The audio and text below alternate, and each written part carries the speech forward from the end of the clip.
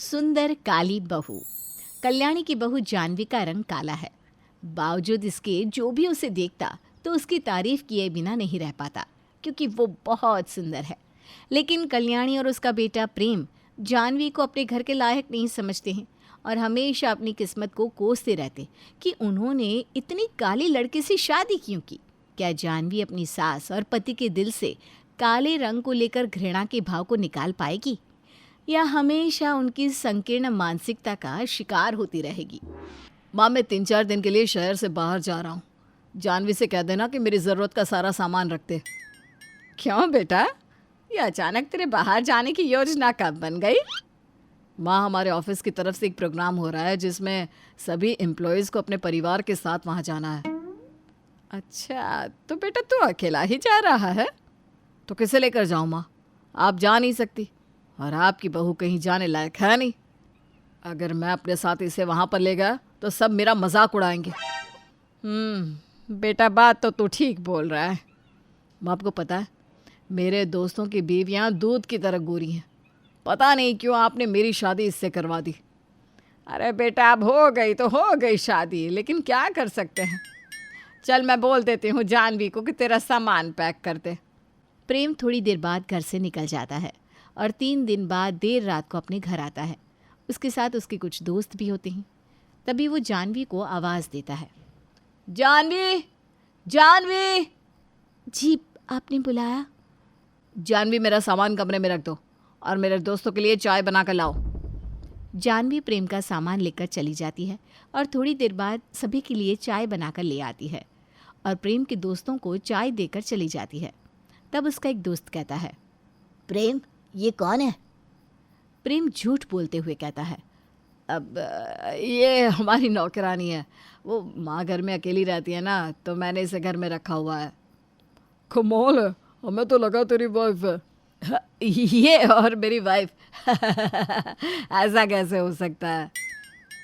प्रेम, ये लेडी कहीं से भी नौकरानी नहीं लग रही है। कितनी सुंदर है। बोलने का तरीका भी अच्छा है और पढ़ी लिखी भी लग रही है। किसी अच्छे घर की लग रही है। अरे क्या यार, तुम दोनों क्यों मेरी नौकरानी के पीछे पड़ गए हो? अच्छा ये बताओ, कल ऑफिस जाओगे या फिर छुट्टी? प्रेम ने अपने दोस्तों की बात काट दी। उधर जानवी ने किचन में से अपने पति की सारी बात सुन ली, जिसे सुनकर उसे बहुत दुख हुआ। जानवी को ये तो पता था कि उसका पति उसे प्यार नहीं करता, लेकिन इस बात का अंदाज़ा नहीं था कि वो उसे अपने ही घर की नौकरानी बना देगा। वो अंदर से पूरी तरह टूट चुकी थी, लेकिन वो किसी से कुछ नहीं कहती। ऐसे ही एक दिन कल्याणी अपनी बहू से कहती है, अरे बहू, मेरे बहन भाई आने वाले हैं, तू जल्दी से उनके लिए खाना बना दे। क्या बनाऊं माँ जी? मेरे भाई को ना बिरयानी पसंद है और बहन को आलू के पराठे। जी ठीक है माँ जी, मैं बना देती हूँ। लेकिन बहू, तू खाना बनाकर अपने कमरे में चली जाना और जब तक मैं ना बोलूँ तब तक बाहर मत आना। क्यों माँ जी? क्योंकि हमारे घर में कोई भी इतना काला नहीं है। मेरे भाई बहन ने अगर तुम्हें देख लिया ना तो मुझसे कहेंगे कि तूने अपने बेटे की इतनी काली लड़के से शादी क्यों करा दी। इसलिए मुझ पर मेहरबानी करो और अपने कमरे में ही रहो। जानवी को अपनी सास की बात सुनकर बहुत दुख होता है।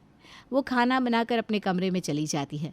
थोड़ी देर बाद कल्याणी के भाई बहन आते हैं और शाम को घर से जाते समय कल्याणी की बहन कल्याणी से पूछती है, अरे कल्याणी, तुम्हारी बहू कहाँ है? दिखाई नहीं दे रही। अब वो अपने मायके गई है, 2-3 दिन बाद आएगी। हमने तो सोचा कि तुमसे मिलने आ रहे हैं तो तुम्हारी बहू को भी देख लेंगे। चलो कोई ना, फिर कभी मिल लेंगे तुम्हारी बहू से। कल्याणी के भाई बहन वहाँ से चले जाते हैं और इस तरह पूरा दिन जानवी अपने ही कमरे में रहती है। इसी तरह कई दिन बीत जाते हैं। प्रेम का जन्मदिन आता है। जानवी सुबह सुबह प्रेम के पास जाती है और उसे बर्थडे विश करती है। प्रेम जी, जन्मदिन मुबारक हो। ये लीजिए, मैं आपके लिए गिफ्ट लेकर आई हूँ। जानवी, तुम्हारे होते हुए मेरे लिए कुछ भी मुबारक नहीं हो सकता। और तुमसे कितनी बार कहा है कि सुबह सुबह मेरे सामने मत आया करो। अपना गिफ्ट रखो अपने पास, मुझे कुछ नहीं चाहिए। प्रेम जानवी का अपमान करके अपनी माँ के पास चला जाता है। तब उसकी माँ कहती है, जन्मदिन मुबारक हो बेटा। थैंक यू माँ। बेटा, तेरे लिए मैं बर्थडे पार्टी रख रही हूँ। तेरे सारे दोस्तों को बुलाएंगे। तुम मुझे सबके नंबर दे दो। माँ आप घर पर सबको बुलाओगी? नहीं नहीं, कोई ज़रूरत नहीं है किसी को बुलाने की। अरे क्यों बेटा? आप मेरे दोस्तों को बुलाओगी और अपनी बहू का क्या करोगी? मेरे दोस्त पूछेंगे तो क्या जवाब दोगी? हाँ बेटा, बात तो सही कह रहा है तू। इस काली कलूटी की वजह से हम अपने घर में कोई छोटा मोटा प्रोग्राम भी नहीं कर सकते। एक काम करते हैं बेटा, तू शाम को अपने दोस्तों को किसी होटल में बुला ले। मैं भी अपनी सहेलियों और रिश्तेदारों को उसी होटल का पता बता दूंगी। आज तेरा जन्मदिन होटल में ही मनाएंगे। शाम को कल्याणी और प्रेम अपनी बहू को घर पर अकेला छोड़कर जा रहे होते हैं। तभी कल्याणी जानवी से कहती है, जानवी, खाना मत बनाना, हम तुम्हारे लिए खाना बाहर से ले आएंगे। और खिड़की दरवाजे अच्छी तरह से बंद कर लेना, हमें आने में थोड़ा लेट हो जाएगा। जानवी अपने पति और सास का ऐसा बर्ताव देखकर बहुत रोती है। एक दिन प्रेम अपने घर आता है तो उसका चेहरा उतरा हुआ था। उसकी माँ ने उससे पूछा, क्या हुआ बेटा, आज परेशान सा लग रहा है तू? माँ, मेरे बॉस और उसकी माँ खाने पर आ रहे हैं। अरे तो तू इतना परेशान क्यों हो रहा है, आने दे। लेकिन माँ, तुम्हारी बहू के बारे में क्या कहेंगे? अगर मेरे बॉस ने देखा कि मेरी बीवी इतनी काली है तो क्या इज्जत रह जाएगी मेरी? अरे बोल देंगे कि नौकरानी है, क्यों परेशान हो रहा है? कल्याणी जानवी से बोलकर प्रेम के बॉस के लिए सारी तैयारी करवा देती है। जब बॉस और उसकी माँ घर आते हैं तो जानवी उनका बहुत अच्छी तरह से स्वागत करती है। जानवी के हाथ का पका खाना सबको पसंद आता है। तभी बॉस की माँ कल्याणी से कहती है, ये लड़की कौन है? ये हमारी नौकरानी है। क्या नौकरानी? इतनी सुंदर लड़की है ये तो, और ये नौकरानी तो कहीं से भी नहीं लग रही। ये आपको सुंदर लग रही है? जिसका रंग काला होता है तो क्या वो सुंदर नहीं होता?